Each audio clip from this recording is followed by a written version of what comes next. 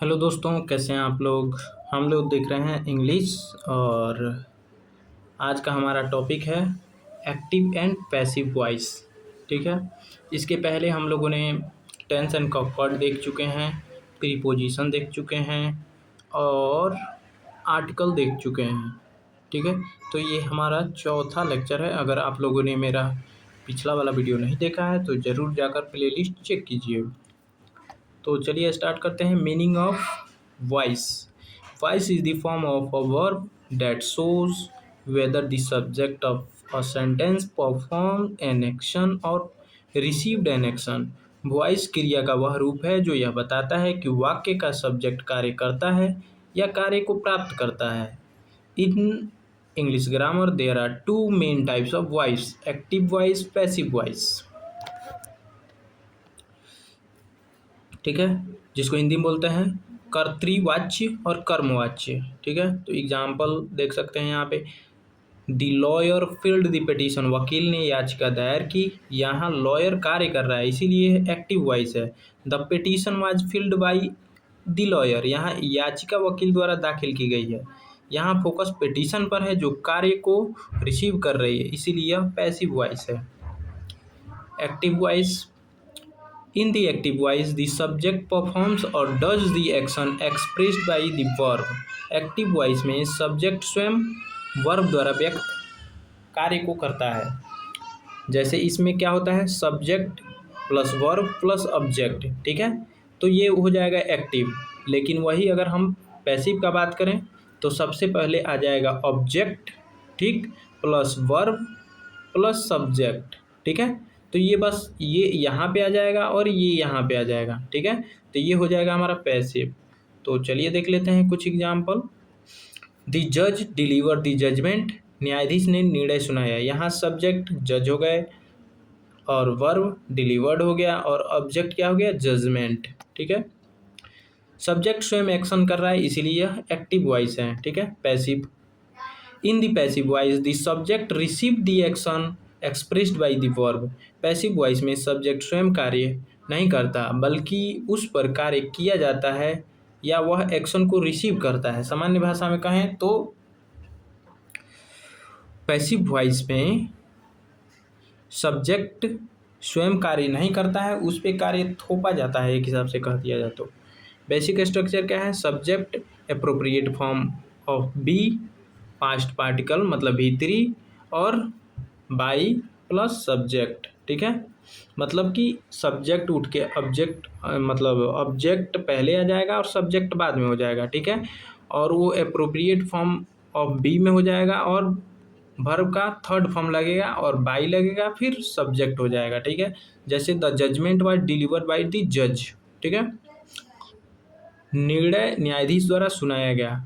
और जैसा कि पता है कि वर्ब थ्री का अगर हम कोई एक्टिव वॉइस है उसमें वर्ब थ्री है तो उसको पैसिव बनाते हैं तो वर्ब थ्री का थ्री ही रहेगा। यहाँ पे द जजमेंट पैसिव सेंटेंस का सब्जेक्ट है और उस पर एक्शन किया गया है। अब यहाँ पे देख सकते हैं डिफरेंस दोनों में।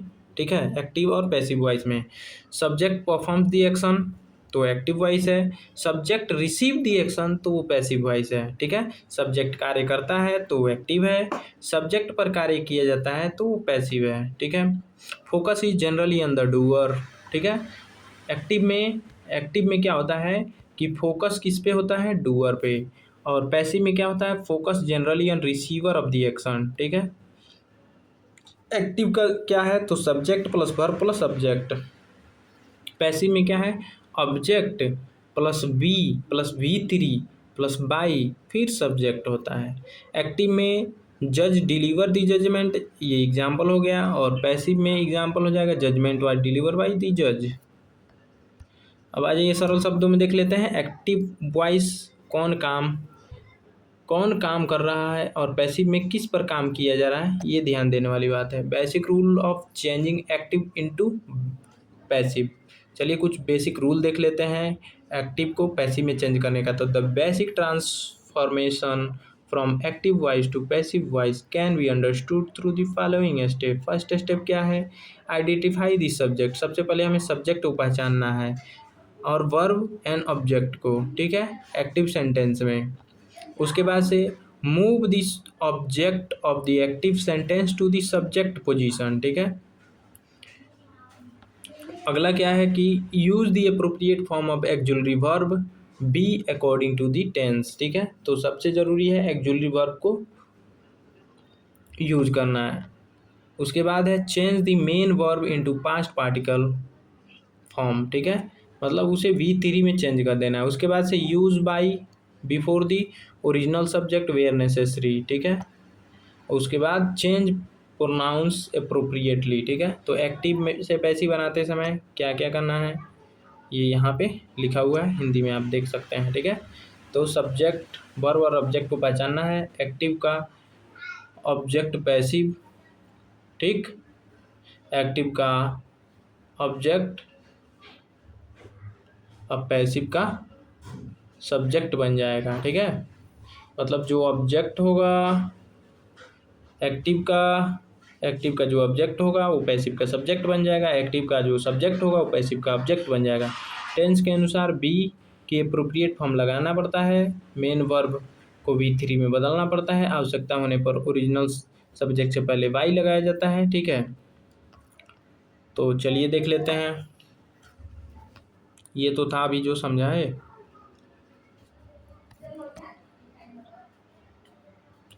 अब यहाँ पे देख सकते हैं the petition was field by the lawyer, और अब कुछ और देख लेते हैं active and passive voice in different tenses, ठीक है, कि कब क्या होगा। तो सिंपल प्रेजेंट टेंस में एक्टिव स्ट्रक्चर क्या होता है, तो सब्जेक्ट V1, ठीक है, जिसमें यस या यस लगा होता है, और ऑब्जेक्ट, ठीक है। तो अगर जैसे एक वचन है, सब्जेक्ट मतलब सिंगुलर है, तो वर्ब में यस या यस लगा रहता है, और अगर सब्जेक्ट प्लूरल है तो सिर्फ V1 होता है, फिर ऑब्जेक्ट होता है। तो इसका पैसिव कैसे बनेगा, तो सबसे पहले जो सब्जेक्ट है वो ऑब्जेक्ट हो जाएगा, ऑब्जेक्ट है वो सब्जेक्ट हो जाएगा, ठीक है, और इसमें होगा इज एम आर का प्रयोग, ठीक है। तो कैसे समझेंगे, तो देखिए एक स्टेप आगे का जो है हेल्पिंग वर्ब हम लेते हैं, ठीक है। जैसे ये V1 है, मतलब कि तो हम आ जाएंगे कंटिन्यूअस का वो हेल्पिंग वर्ब ले लेंगे और V3 लगा लेंगे, ठीक है। तो यहाँ पे देख सकते हैं अगर कंटिन्यूअस का है तो हम उसमें चले जाएंगे, इज एम आर के बाद ING का प्रयोग ऐसे कुछ करेंगे, ठीक है। तो देखते हैं, तो सबसे पहले ऑब्जेक्ट, फिर is M R plus V3, फिर बाई, फिर सब्जेक्ट। एग्जाम्पल देख सकते हैं, द लॉयर्स फिल्स द पिटीशन, वकील याचिका दाखिल करता है, तो इसमें क्या हो जाएगा, the petition is filled by the lawyer, ठीक है, याचिका वकील द्वारा दाखिल की जाती है। अब प्रेजेंट कंटिन्यूअस में क्या हो जाएगा, तो इज एम आर है और V1 में ING अगर लगा हुआ है एक्टिव स्ट्रक्चर में, ठीक है, तो सेम टू सेम ऑब्जेक्ट यहाँ आ जाएगा, सब्जेक्ट यहाँ आ जाएगा, इज एम आर वैसे ही रहेगा, बस बिंग हो जाएगा और V3 और बाई और सब्जेक्ट, ठीक है। तो यहाँ पे देख सकते हैं the lawyer is preparing the petition, वकील याचिका तैयार कर रहा है, और तो इसके बाद क्या हो जाएगा, पिटीशन पहले आ जाएगा, लॉयर बाद में आ जाएगा, ठीक है, और इज वैसे ही रहेगा, बस बिंग हो जाएगा, प्रिपेयरिंग का प्रिपेयर्ड हो जाएगा क्योंकि V3 का प्रयोग करना है, तो ये हो जाएगा the petition is being prepared by the lawyer, ठीक है। प्रेजेंट परफेक्ट क्या है, तो बस इसमें हैज़ हैव जैसे है वैसे ही रहेगा, V3 वैसे ही रहेगा, बस हैज़ हैव के बाद बीन लग जाएगा और सब्जेक्ट आ जाएगा ऑब्जेक्ट के पास, ऑब्जेक्ट आ जाएगा सब्जेक्ट के पास, ठीक है। बस इतना ही होगा। जैसे the court has delivered the judgement, तो जजमेंट पहले आ जाएगा, कोर्ट बाद में आ जाएगा, ठीक है, और हैज़ के बाद हैज़ बीन हो जाएगा, डिलीवर्ड ही रहेगा, तो the judgement has been delivered by the court, निर्णय न्यायालय द्वारा सुनाया गया है। और प्रेजेंट परफेक्ट कंटिन्यूअस टेंस में तो इसका बनेगा ही नहीं, ठीक है। In standard English grammar the present perfect continuous tense is generally not normally transferred into passive voice in the ordinary uses because the resulting construction is awkward and rarely used, ठीक है।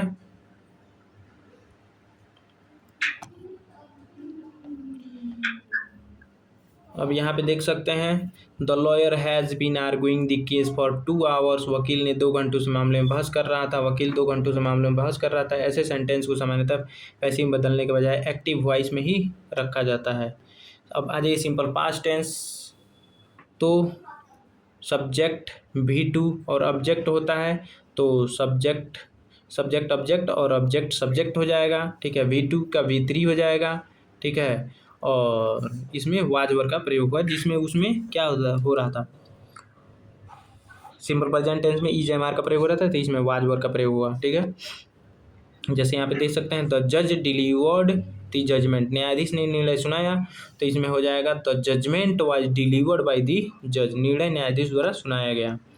Past continuous tense में same वैसे ही रहेगा, was वर और ING, इसमें भी was वर और आईएनजी, बस सब्जेक्ट ऑब्जेक्ट हो जाएगा, ऑब्जेक्ट सब्जेक्ट हो जाएगा, वाज वर वैसे ही रहेगा, बस इसमें बिंग जुड़ जाएगा, ठीक है। और बाई जुड़ जाएगा, V1 का V3 हो जाएगा, ठीक है। तो यहाँ पे देख सकते हैं, the police were investigating the case, और the case was being investigated by the police, ठीक है। तो पुलिस बाद में आ जाएगा, ठीक है। पुलिस, यहाँ पे पुलिस पहले था तो बाद में आ गया, और केस यहाँ पे बाद में था तो पहले आ गया, ठीक है। वाज वर, अब इसमें देखना है कि चूंकि ये पुलिस जो है प्लूरल है, इसीलिए यहाँ पे वर लगा है, केस यहाँ पे सिंगुलर है, इसीलिए वाज लगा है, ठीक है। पास्ट परफेक्ट टेंस तो वैसे ही हैड रहेगा, तो हैड बीन हो जाएगा, V3 वैसे ही रहेगा, ठीक है। बस प्लस बाई लग जाएगा, सब्जेक्ट हो जाएगा ऑब्जेक्ट और ऑब्जेक्ट हो जाएगा सब्जेक्ट, ठीक है। तो यहाँ पे देख सकते हैं formula, the lawyer had filled the petition, वकील याचिका दायर कर चुका था, तो इसका हो जाएगा the petition had been filled by the lawyer, ठीक है। अब आ जाइए पास्ट परफेक्ट कंटिन्यूअस टेंस, तो past perfect continuous tense passive voice सामान्यतः अंग्रेजी में सामान्यतः प्रयोग नहीं किया जाता, क्योंकि इसका पैसिव कंस्ट्रक्शन ऑब्जेक्ट और अनकॉमन होता है, ठीक है। जैसे यहाँ पे the police had been investigating the case for 3 days, police 3 दिनों से मामले की जांच कर रही थी, इसका सेंटेंस को सामान्यतः एक्टिव में ही रखा जाता है। बताइए सिंपल फ्यूचर टेंस, तो इसमें सिंपल फ्यूचर टेंस का स्ट्रक्चर क्या है, सब्जेक्ट विल V1 फिर ऑब्जेक्ट, तो इसका पैसिव बनाते समय ऑब्जेक्ट हो जाएगा सब्जेक्ट और सब्जेक्ट हो जाएगा ऑब्जेक्ट, जैसा कि हमेशा से होता रहा है। विल है तो विल ही रहेगा, बस इसमें बी लग जाएगा, V1 का V3 हो जाएगा, फिर बाई लग जाएगा, ठीक है। The court will pronounce the judgment tomorrow, न्यायालय का निर्णय सुनाएगा, तो इसका हो जाएगा the judgment will be pronounced by the court tomorrow, ठीक है। फ्यूचर कंटिन्यूअस टेंस, तो फ्यूचर कंटिन्यूअस टेंस का पैसिव वॉइस सामान्य इंग्लिश में सामान्यतः प्रयोग नहीं किया जाता है, ठीक है। वो जैसे होगा वैसे ही रखा जाएगा। फ्यूचर परफेक्ट टेंस तो देख लीजिए, सब्जेक्ट हो जाएगा ऑब्जेक्ट और ऑब्जेक्ट हो जाएगा सब्जेक्ट, विल हैव है तो विल हैव बीन हो जाएगा, V3 का V3 ही रहेगा, बस बाई लग जाएगा, ठीक है। यहाँ पे देख सकते हैं, the court will have delivered the judgment by Monday, न्यायालय सोमवार तक निर्णय सुना चुका होगा, तो the judgment will have been delivered by the court by Monday, सोमवार तक निर्णय न्यायालय द्वारा सुना दिया गया होगा। फ्यूचर परफेक्ट कंटिन्यूअस टेंस इसका भी नहीं बनता है, ठीक है, जैसे रहेगा वैसे ही रह जाएगा। अब यहाँ पे देख सकते हैं कुछ क्विक टेंस कन्वर्सेशन टेबल, ठीक है। अब यहाँ पे देख लीजिए, चेंज ऑफ प्रोनाउंस, तो आई का पैसिव में हो जाएगा मी, वी का एक्टिव में वी है तो पैसिव में हो जाएगा अस, ठीक है। और यू का यू ही होता है, ही का हिम हो जाएगा, सी का हर हो जाएगा, दे का देम हो जाएगा, इट का इट ही रहेगा, तो दो चेंज नहीं हो रहा है, क्या, इट और यू, ठीक है। हु का होम हो जाएगा। Example, I wrote the letter, मैंने पत्र लिखा, तो इसका हो जाएगा passive, the letter was written by me, ठीक है। तो आई का क्या हो गया, मी, ठीक। ही हेल्प्ड मी, उसने मेरी सहायता की, तो मी का हो जाएगा I was helped by him, ठीक है। तो यहाँ पे ही का हो जाएगा हिम, उसने मेरी सहायता उसके द्वारा की गई, ठीक है। अब यहाँ पे मॉडल वर्ब का देख लिया जाता है, passive voice with modal verb, ठीक है। तो when a sentence contains a modal verb such as can, could, may, might, must, should, ought to, shall, will, the passive generally follows, सब तो हो जाएगा ऑब्जेक्ट, मॉडल वर्ब, बी और V3 हो जाएगा, ठीक है। यहाँ पे देख सकते हैं, the lawyer can fill the petition, ये वकील याचिका दाखिल कर सकता है, the petition can be filled by the lawyer, ठीक है। तो जो होगा मॉडल वर्ब वही होगा, उसमें कुछ चेंजिंग नहीं होगा, बस बी लग जाएगा, V3 लग जाएगा, ठीक है। Another example, you must obey the law, तुम्हें कानून का पालन करना चाहिए। The lost must be obeyed, कानून का पालन किया जाना चाहिए। ठीक है। Passive voice with two objects, जब दो ऑब्जेक्ट हों तो उसका कैसे बनेगा। तो some verbs takes two object specially verbs such as give, send, offer, tell, teach, show, land, etc. कुछ वर्ब ऐसे होते हैं जिनके दो ऑब्जेक्ट होते हैं, जैसे give, send, offer, tell, touch, teach, show, land आदि।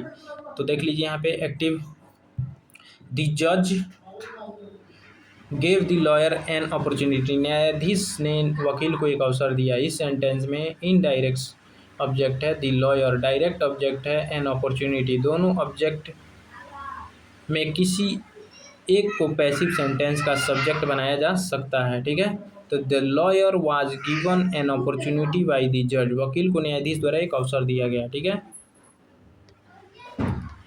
तो यहाँ पे दूसरा हो जाएगा, the opportunity was given to lawyer by the जज। ठीक है। एक अवसर न्यायाधीश द्वारा वकील को दिया गया। पहला कंस्ट्रक्शन अधिक नेचुरल और कॉमनली यूज्ड है। ठीक है, ये वाला। तो lawyer was given an opportunity bye the जज।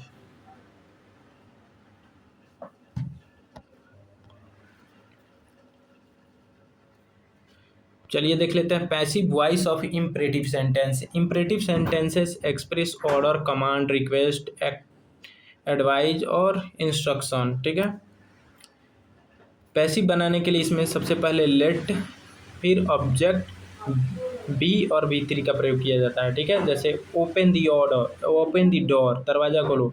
तो let the door B open, दरवाजा खोला जाए। ठीक है। दूसरा है कंप्लीट दी वर्क, कार्य को पूरा करो। तो let the work be completed, कार्य पूरा किया जाए। ठीक है। Passive of negative imperative sentence, तो do not open the door, दरवाजा मत खोलो। तो let the door not be open, दरवाजा न खोला जाए। ठीक है। Passive voice of interrogative sentence, तो इसमें इंट्रोगेटिव सेंटेंस को वे वाक्य होते हैं जिनमें प्रश्न पूछा जाता है। तो इस ऐसे वाक्य कैसे बनेंगे। Did the lawyer fill the petition, क्या वकील ने याचिका दायर की। तो इसका पैसिव हो जाएगा was the petition field by the lawyer, क्या याचिका वकील द्वारा दाखिल की गई। ठीक है। तो इस प्रकार से बनेगा। Does the court here the case, क्या न्यायालय मामले की सुनवाई करता है। पैसिव इसका हो जाएगा is the case heard bye the court, क्या मामले की सुनवाई न्यायालय द्वारा की जाती है। इंट्रोगेटिव सेंटेंस में, जब interrogative sentence who, home, what, which, why, when, were, how आदि से शुरू होता है, तो पैसिव बनाते समय सेंटेंस की क्वेश्चन स्ट्रक्चर को बनाए रखना आवश्यक है। ठीक है। जैसे हु रोड दिस लेटर, यह पत्र किसने लिखा, या यह, तो इसका पैसिव बनेगा तो यह पत्र किसके द्वारा लिखा गया। तो बाई होम। ठीक है। हु रोड दिस लेटर, तो by whom was this letter written. ठीक है। एग्जाम्पल अगला है, हु अरेस्टेड द एक्यूज्ड, अभियुक्त को किसने गिरफ्तार किया। तो by whom was the accused arrested, अभियुक्त को किसके द्वारा गिरफ्तार किया गया। ठीक है। Passive voice when the agent is unknown और द फ्रेज, जब कार्य करने वाला व्यक्ति अज्ञात, अस्पष्ट या महत्वहीन हो तो पैसिव वॉइस में बाई सब्जेक्ट को अक्सर हटा दिया जाता है। ठीक है। जैसे समवन स्टोल माई बाइक, किसी ने मेरी बाइक चुरा ली। तो माई बाइक वाज स्टोलन। ठीक है। तो समवन यहाँ पे क्या हो जाएगा, हट जाएगा। मेरी बाइक चोरी हो गई, यहाँ यह बताना आवश्यक नहीं कि चोरी किसने की। क्यों कि कोई किसी ने चोरी की है तो पता है ही नहीं, तो उसको बताना जरूरी नहीं है। Another example, people speak English all over the world, पूरी दुनिया में लोग अंग्रेजी बोलते हैं। तो English is spoken all over the world. ठीक है। पूरी दुनिया में अंग्रेजी बोली जाती है। यहाँ बाई पीपुल की आवश्यकता नहीं है।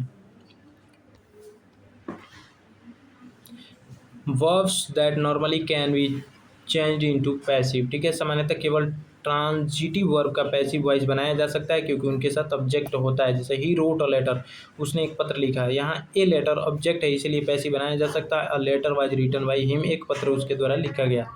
लेकिन ही स्लीप्स, वह सोता है, इसका नहीं बनाया जा सकता है क्योंकि यहाँ पे ऑब्जेक्ट है ही नहीं। ठीक है। Transitive and intransitive verb, transitive verb वह वर्ब है जिसके साथ ऑब्जेक्ट होता है। ठीक है। जैसे the lawyer filled the petition, वकील ने याचिका दायर की, तो यहाँ पे द पिटीशन ऑब्जेक्ट है। इंट्रांजिटिव, तो इंट्रांजिटिव वर्ब के साथ सामान्यतः डायरेक्ट ऑब्जेक्ट नहीं होता है। जैसे द बेबी स्लेप्ट, बच्चा सोया। द एक्यूज अराइव, अभियुक्त पहुंचा। द सेंटेंसेस का सामान्य, इन सेंटेंसेस का सामान्य पैसिव नहीं बनाया जा सकता है। ठीक है। स्पेशली ट्रांसफॉर्मेशन, पीपुल से और बिलीव और थिंक। ठीक है। तो say, believe, think, know, consider, expect जैसे वर्ब वाले कुछ सेंटेंस को दो प्रकार से पैसिव में बनाया जा सकता है। तो कैसे कैसे देख लीजिए। People say that he is an honest man, लोग कहते हैं कि वह ईमानदार व्यक्ति है, तो इसका पैसिव कैसे बन सकता है। तो it is said that he is an honest man, कहा जाता है कि वह ईमानदार व्यक्ति है। He is said to be an honest man, कहा जाता है कि वह ईमानदार व्यक्ति है। ठीक है। तो दो प्रकार से बन सकता है इसका कि people says that he is an honest man, लोग कहते हैं कि वह ईमानदार व्यक्ति है, तो इसका दो प्रकार से बन सकता है। देख लीजिए यहाँ पे आगे। Importance of active and passive देख लीजिएगा, इसका कुछ वो नहीं है, एग्जाम्पल भी दिया हुआ है यहाँ पे। ठीक है। सो यहाँ पे कुछ इम्पोर्टेंट पॉइंट है, ये भी देख लीजिएगा। सो थैंक्स फॉर वाचिंग, मिलते हैं किसी नेक्स्ट वीडियो में किसी नेक्स्ट टॉपिक के साथ। तब तक के लिए धन्यवाद। अगर मेरा प्लेलिस्ट आपने नहीं देखा है, मैंने टेंस पे, कॉन्कॉर्ड पे, प्रीपोजिशन पे और आर्टिकल पे वीडियो बना रखा है, जाकर प्लेलिस्ट में ज़रूर चेक कीजिएगा। So thanks for watching.